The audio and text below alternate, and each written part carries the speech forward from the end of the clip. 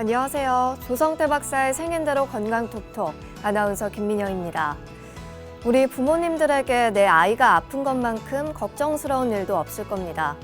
의사 표현이 미숙한 어린 아이들이기에 병의 원인을 찾고 또 치료하는 데 큰 어려움이 있는데요. 이 어린이들의 병을 진단함에 있어서 한의학에서는 어린이들의 생김새, 섭생을 통해서 근본 원인을 찾아낸다고 합니다.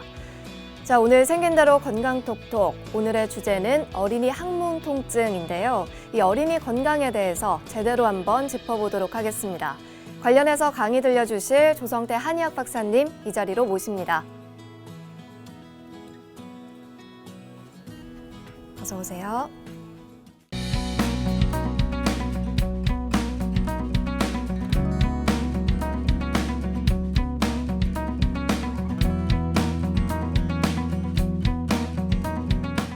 자, 오늘의 첫 번째 주제는 어린이 항문의 통증입니다. 아이들이 아프다고 그럴 경우 굉장히 심각하죠. 항문이 아프다 그런단 말이에요. 그 심각한 거죠. 어린아이들은 뭐 항문이 아파요? 어른들은 항문 아프다는 경우 간혹 봅니다. 어른이 항문이 아프다 그러면 대개 보면 스트레스에서 오는 경우가 제일 많습니다. 또 두 번째로는 식적에 의해서 오는 경우가 어른들은 많이 있습니다. 그래서 보면 기치라고 해서 항문에 통증이 나타나다가 나중에는 그게 치질로 변하기도 하죠. 또 세 번째로는 음주 과다에 의해서 항문에 통증이 나타나는 경우가 있습니다. 또 네 번째로는 남성들의 경우, 여성들의 경우도 마찬가지입니다만 성생활이 과다해도 항문에 통증이 나타나는 경우가 있습니다. 흔하지는 않습니다. 그런데 어린아이들, 자라는 애들 여러 가지 원인이 있습니다만 그 어린이 항문의 통증에 대해서 한번 알아보는 시간입니다. 어린이들의 병은 어른들의 병과 원인과 치료법에서 다릅니다. 특히 나이 드신 어르신들의 병은 늙어가면서 노쇠 현상으로 쇠퇴하면서 나타납니다. 그래서 어르신들은 보면 한번 아프고 나면 그만큼 폭삭 늙습니다. 반대로 어린이들은 한번 아프고 나면 그만큼 이쁜 짓을 하고 그만큼 성장하고 키가 크는 것을 볼 수가 있습니다. 크기 위해서 아프는 것이죠. 그러니까 어린아이들이 어디가 아프다 그러면 너무 심각하게 생각하면은 오류를 범할 수가 있습니다. 오히려 그렇게 생각하지 않는 것보다 못한 그런 결과를 얻을 수가 있습니다. 큰 병으로 잘못 판단해서 큰 수술을 하거나 이러면 또는 평생 먹어야 되는 이런 약들을 먹으면 굉장히 고통 속에 사는 그런 경우도 많이 봤습니다. 어린아이들의 병은 그렇게 심각한 병으로 보지 말고 자라느냐고 나타나는 현상이다. 이렇게 우선 생각하고 병을 접근해서 치료하면 좋겠습니다만 어린아이들이 항문이 아픈 것도 바로 이런 각도에서 생각을 해볼 수가 있는 것입니다. 내상에 의한 어린이병과 외감에 의한 어린이병. 내상에 의한 것은 쉽게 얘기하면 체거나 위장장애에 의한 것. 외감에 의한 것은 감기라든지 바람추위, 더위, 위기에 잘 적응하지 못해서 감기 비슷한 증상이 나타나는 그런 현상입니다. 그래서 내상에 의한 병은 어떻게 알 수가 있냐면 수장, 손바닥에서 열이 나거나 땀이 나는 현상이 나타나고 외감에 의한 병은 수배, 손등에서 열이 나는 게 특징입니다.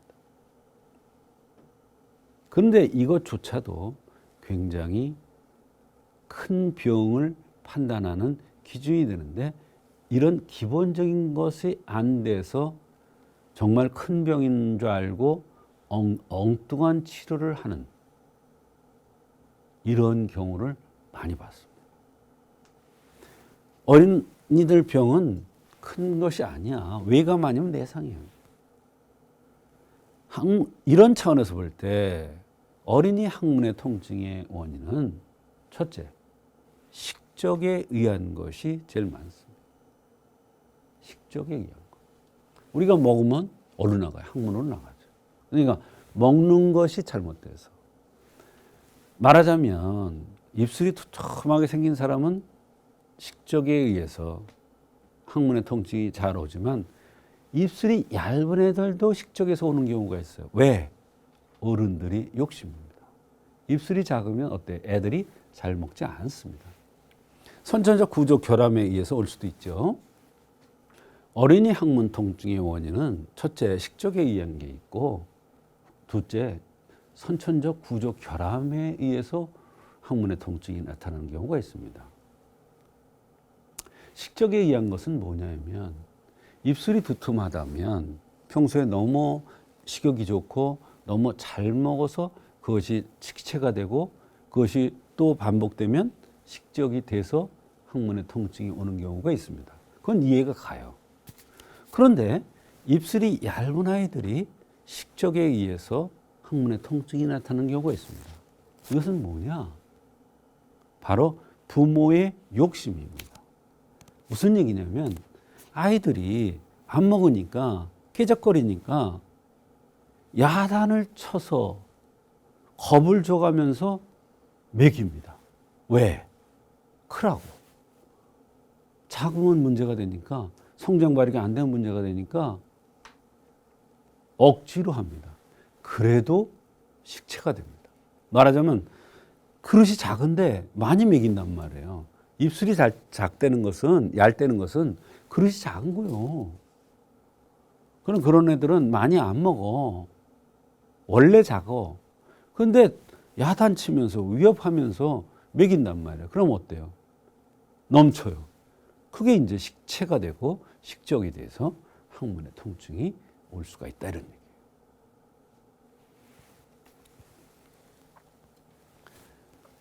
그래서 어린이 항문의 통증의 치료, 한방적인 치료는 첫째, 평이산이라는 게 있습니다.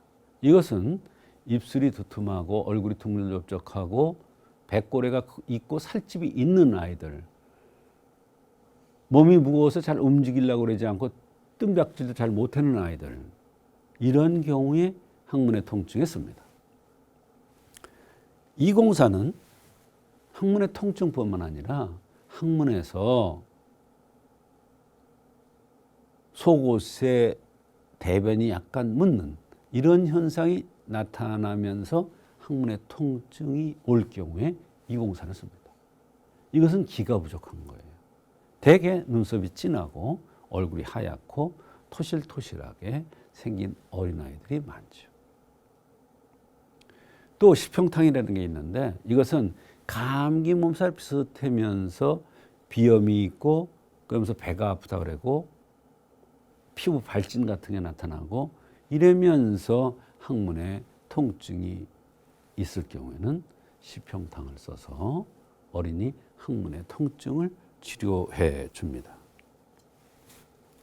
이와 같이 어린이들이 항문에 통증이 있을 경우에는 한의학적으로 그 원인이 어디 있는가를 생긴 대로 병원다는 차원에서 찾아서 그 원인 치료를 해주면 얼마든지 한의학적으로 어린이 항문 통증이 치료가 가능합니다.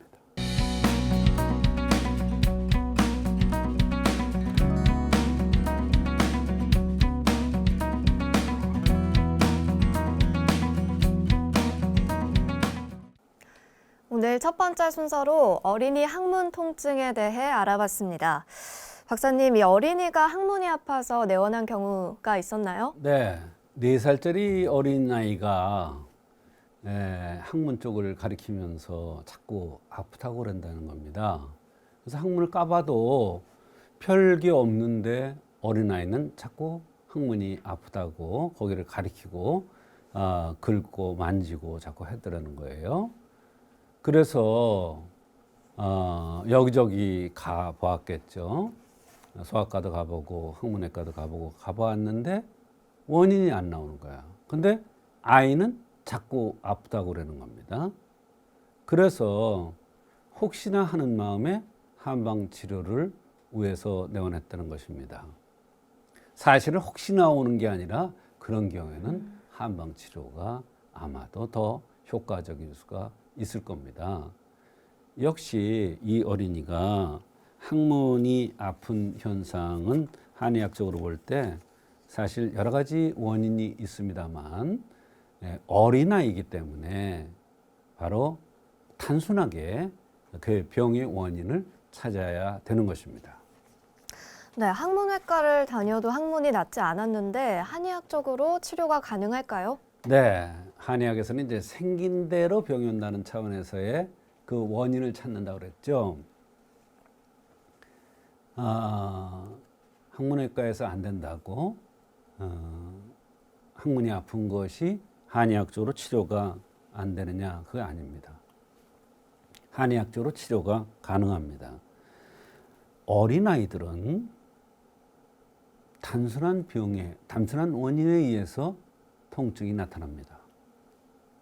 특히 이 어린이는 아주 음식을 잘 먹었습니다. 그래서 식적에 의해서 항문이 아픈 것으로 판단을 하고 식적을 치료해주는 그러한 약을 투여했던 것입니다.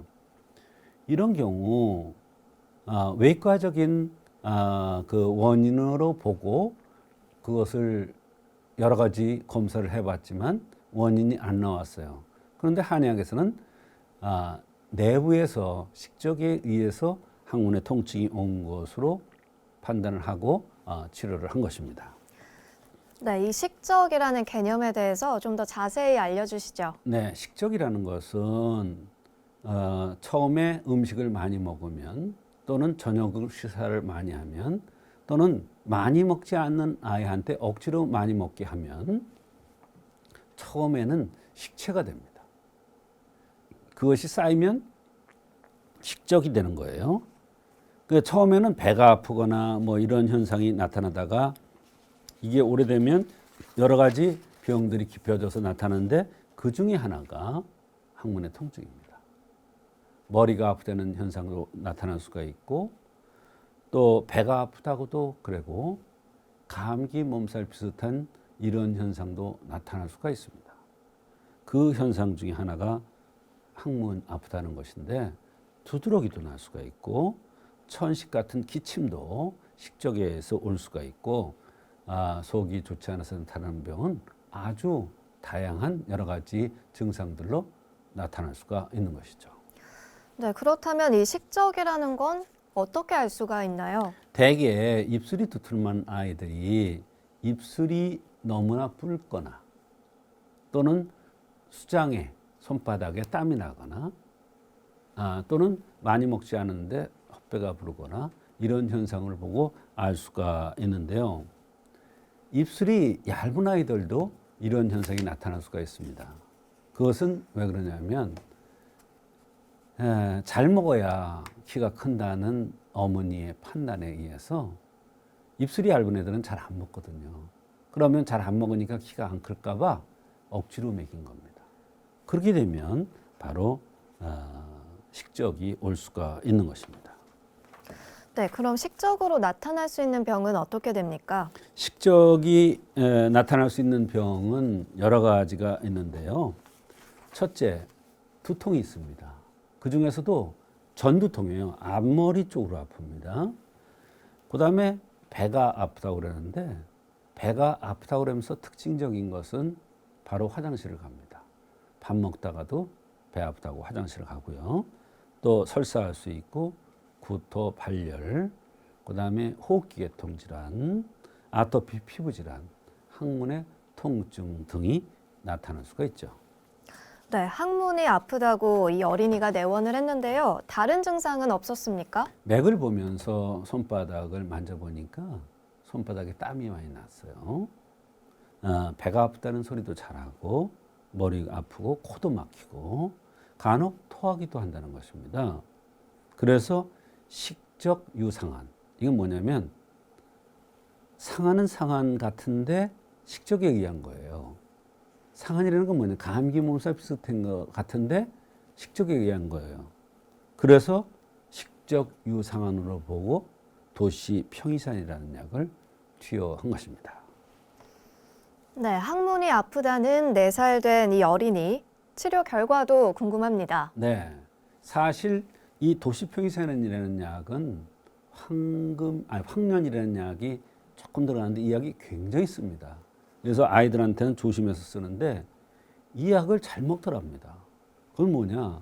이 아이한테 식적이 있었다는 것을 얘기해 주는 거예요. 식적이 있기 때문에 항문에 아프다는 것이 증명이 된 거예요. 그래서 이 약을 쓴데도 잘 먹더니 항문에 아프다는 소리도 덜하고 머리 아프다는 소리도 덜하며 배 아프다는 소리도 훨씬 덜하면서 안색도 좋아지고 잘 놀면서 항문 아픈 것이 언제 그랬더냐 싶을 정도로 좋아졌다고 했습니다. 네, 이 어린이들의 병 역시 생긴 대로 병이 온다는 차원에서 그 근본 원인을 찾아 치료하면 치료가 잘 되는 것 같습니다. 네, 어린이 병의 치료 역시 한의학에서 그 해결책을 찾아보시길 바랍니다.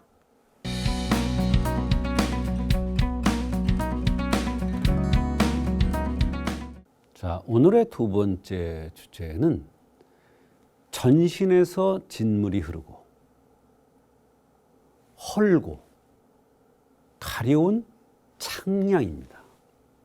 참 어려운 병입니다. 이거는 급박한 병입니다. 환자도 굉장히 괴로워하고 의사도 사실은 2차 감염의 우려가 있기 때문에 2차 감염이 되면 심장 쪽을 치기 때문에 위험한 지경에 이릅니다. 그래서 진물이 흐르고 헐고 가려운 창양은 이것도 일종의 피부병입니다만 피부병 중에서도 창양이라고 해서 허는, 그게 허니까 어때요? 진물이 질질 흘러서 속옷이 붓습니다. 피부에 붙어요.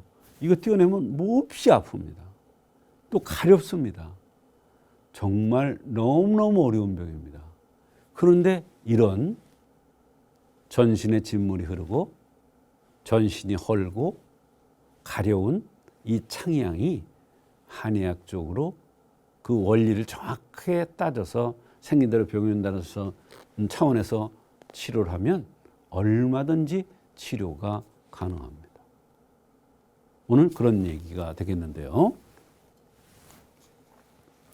전신에서 진물이 흐르고 헐고 가려운 창양은 피부병이라기보담도 피부병의 범주에 속하죠. 근데 피부병이라기보담도 피부가 썩어 들어가는 거예요. 무서운 거죠. 피부가 썩는 거예요. 썩으니까 진물이 나죠. 가려워요. 긁으면 껍데기에 쭉 벗겨져요. 그러니까 전신에 막 난리가 나는 거예요. 무서운 병입니다. 전신이 가렵고 헐고 피고름이에요. 피고름. 그냥 진물이 흐르고 피고름이나 진물이 흐르고 이런 병이에요. 이거 주사 맞고 막 응급처치해야 될 것 같잖아요. 근데 되죠. 응급처치가 돼요. 그런데 근본적인 치료는 안 돼요. 이거는 근본적인 치료를 안 하면 자꾸 재발합니다. 그리고요, 이게 한번 숨으면, 수면 아래로 이렇게 숨으면, 임시치료에서 숨으면 원인을 찾기가 굉장히 어렵습니다. 결국은 뭐냐, 최악의 상황에 이르렀을 때의 모습을 봐야 이 병의 원인을 찾고 이것을 치료할 수가 있는 거예요. 이 창양이라는 건 무서운 병이에요. 썩어 들어가는 병이니까 피부가. 그래서 여기에는 종류가 많아. 이게 또 많아, 종류가. 더 어려운 거야. 혈풍창이라는 게 있고, 혈풍창이니까 어때요? 혈풍창이니까 어때요? 이하가 심할 수 있어요. 가려운 게. 진물 나고 그러는 게. 또 혈풍창이니까 어때요? 낮에보다 밤에 심한 게 특징이에요. 또 피부가 건조해요. 또 털이 많은 사람이에요. 그런데 혈열생창은 또 요건 또 더 깊은 거예요. 더 어려운 병이야. 거기다가 얼굴까지 붉어요. 열까지 나요. 재반 악창이라고 그랬어요. 그냥 재반 악창이야. 악창. 악창이라는 건 뭐냐면 너무나 악마 같은 이런 병이야. 악창. 정말 너무나 괴롭고 너무나 힘든 그런 병이에요. 창이 나는데 이거는요, 어떻게 보면요, 피부암이라고 할 수도 있어요. 근데 암은 아니에요, 사실은. 그러나 그 정도까지 될 정도로 너무나 힘든 병이에요. 신장풍창. 이건 콩팥과 연관되는 거죠. 신장풍창이라는 건 뭐예요? 다리부터 헌대가 생기기 시작하는 거예요. 여기부터 가려워서 긁으면 진물 나고. 하감창은 이건 뭐예요? 생식기가 허는 거예요. 생식기가 진물 나고 헐고 가려우니까 긁으면 또 진물 나고. 근데 생식기는 어때요? 이렇게 붙어 있잖아요. 얼마나 괴롭겠습니까? 나두창이라는 게 뭐냐면 두창이에요. 머리 쪽이 헐고 진물 나고, 그래서 머리가 떡직떡직, 소가 똥 누고 앉으면 떡지덕지 않듯이 막 그냥. 이게 나두창이에요. 이렇게 많아요, 종류가. 다 달라요, 치료법이.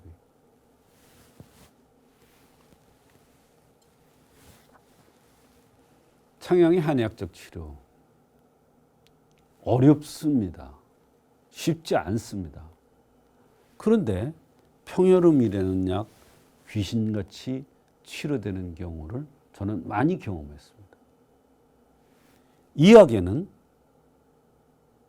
여러 가지 처방들이 합해져 있습니다.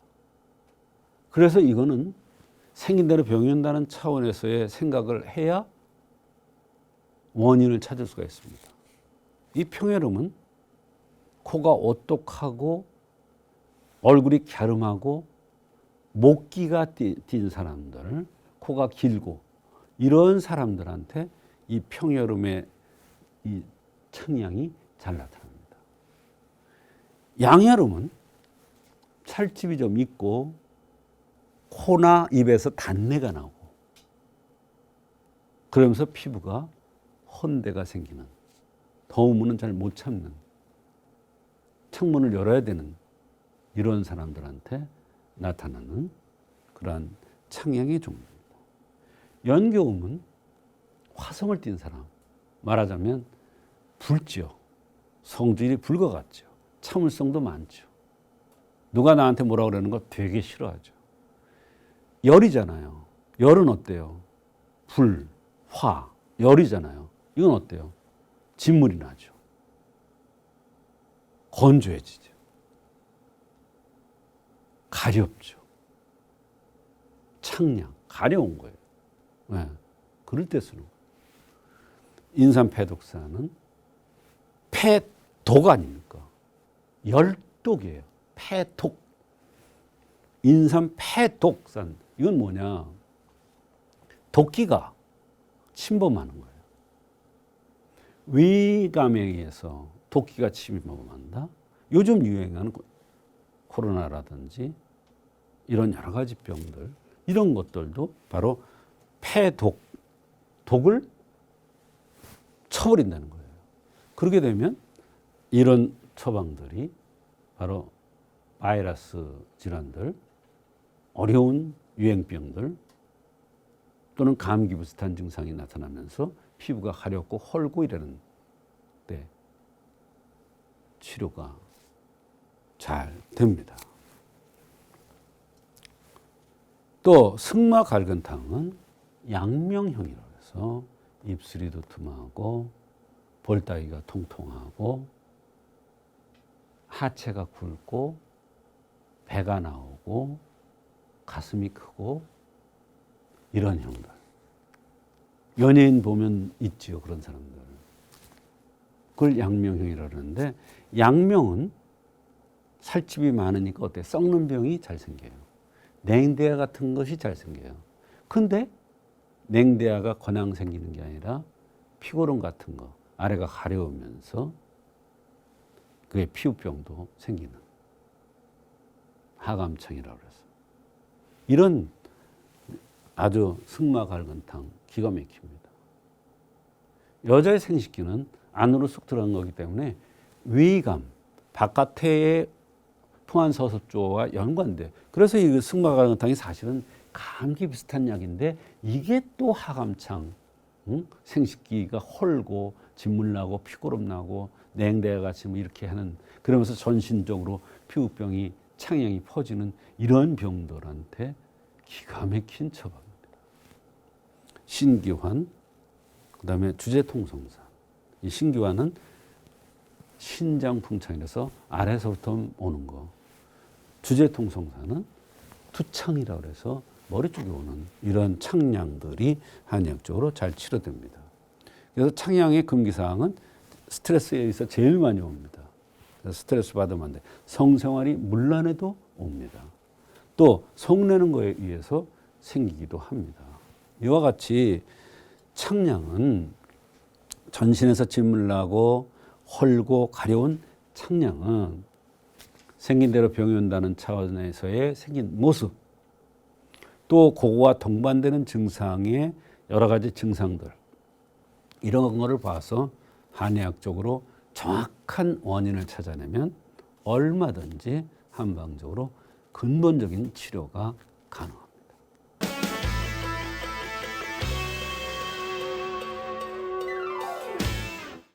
오늘 박사님의 두 번째 강의 주제는 전신에서 진물이 흐르고 헐고 가려운 창양에 대해서 알아봤습니다. 좀 더 깊숙이 치료 사례를 통해서 더 자세히 알아볼 텐데요. 이 전신이 헐고 진물이 나면서 가려운 경우 정말 심각한 질환 같은데 치료 맞습니다. 사례 소개해 주실까요? 네, 30대 중반의 여성입니다. 전신에서 진물이 나고 가렵고 너무나 고통스럽다고 그러면서 내원을 했습니다. 그런데 이런저런 치료를 해도 되지 않는다고 그러면서 내원한 것입니다. 어려서부터 이 여성은 피부가 좋지 않았다고 했습니다. 피부가 거칠면서 피부색도 좋지가 않았습니다. 그런데 피부병이라는 것이 오래되고 이런저런 약을 복용하면 이 증상들이 안으로, 피부 안으로 숨습니다. 그러면 이 나중에 어떤 모양으로 나타날지 모르는 것입니다. 이 영소성도 마찬가지 경우입니다. 약을 끊으니까 본격적으로 피부의 양상이 드러나는데 너무 험악하게 불에 데인 것 같고 불에 데여서 피부가 벗겨지는 것 같은 이런 현상이 나타나면서 붉게 헌내가 나면서 전신이 가렵고 진물도 흐르고 너무나 고통스럽다고 하는 것입니다. 네, 정말 급박하게 돌아가고 있는데요. 정말 빨리 치료를 해드려야 할 것 같은데 어떤 관점에서 접근하셨습니까? 바로 그렇습니다. 증상이 진물도 나고 불에 데인 듯 헐고 하니까 정말 급박하게 돌아가고 있었습니다. 응급사항이죠. 이런 상태가 계속되면 2차 감염이 되어서 위험한 지경에 이를 수도 있는 것입니다. 그런데 다행인 것은 환자가 굉장히 현명했습니다. 체질이 가름했고 절투형이고 진물이 흐르는 것은 창양이라는 병으로 무명 악창으로 판단을 한 것입니다. 그 중에서도 여러 가지 창으로 온몸에 피고름이 나오면서 앞으로 아프고 가려운 것을 치료하는 평혈음이라는 이 약을 선방하였습니다. 맥도 72, 86이라는 것은 바로 창양이라는 것을 창양맥이에요. 그래서 창양으로 보고 평혈음이라는 약을 선방한 것입니다. 네, 이 창양의 치료 결과도 궁금합니다. 중요한 것은 한약을 한제 복용하자 피고름 같은 진물이 조금씩 줄어드는 것을 느낄 수 있다고 했습니다. 그래서 응급실을 갈까 하는 생각이 없어지면서 차마 내자는 생각이 들더라는 것입니다. 이번 기회에 오래된 피부병의 근본 뿌리를 뽑기 싶었다는 것입니다. 이럴 때 사실 응급적으로 주사를 맞으면 당연히 금방 가라앉고 금방 아물겠죠. 그러나 주사 기운이 떨어지면 서서히 본 모습이 드러나는 것을 여러 번 경험해서 이번에는 뿌리를 뽑고 싶은 마음이 간절했던 모양입니다. 아직도 상처 부위가 붉게 벗겨진 듯한 모습이었습니다. 가려움도 조금은 덜하나 많이 고통스럽다고 했습니다. 같은 한약을 한 제 더 복용하고부터는 상당히 피부색의 붉은 기운이 덜하고 가려움도 덜하다는 것입니다. 역시 진물도 덜했습니다. 이렇게 총 6개월 정도를 한약을 투여한 후에 지금은 피부가 자국만 약간 있지 가렵거나 진물나거나 벗겨지는 이런 현상 없이 잘 지낸다고 하는 그러한 경우가 있었습니다.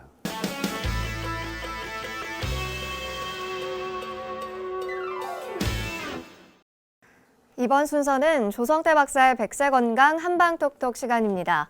여러분의 팔팔한 백세 건강을 위해서 박사님만의 특별한 한방비법도 전해드리고 여러분의 건강 고민 사연까지 만나보는 시간이죠. 오늘은 서초구에서 정하린 님이 건강 고민 사연 보내주셨네요. 박사님, 저는 올해 39 된 여성입니다. 저는 늦은 나이에 출산을 했는데요. 출산한 지는 90일 정도 됐습니다. 그런데 출산 후부터 식은땀이 나고 감기 기운이 있으며 목소리가 잘 안 나오고 가래도 조금 있어요. 그리고 허리 골반 쪽이 무척 아픕니다. 발이 차고 시린 느낌도 들고요. 이 모든 증상이 밤에 더 심한 듯합니다.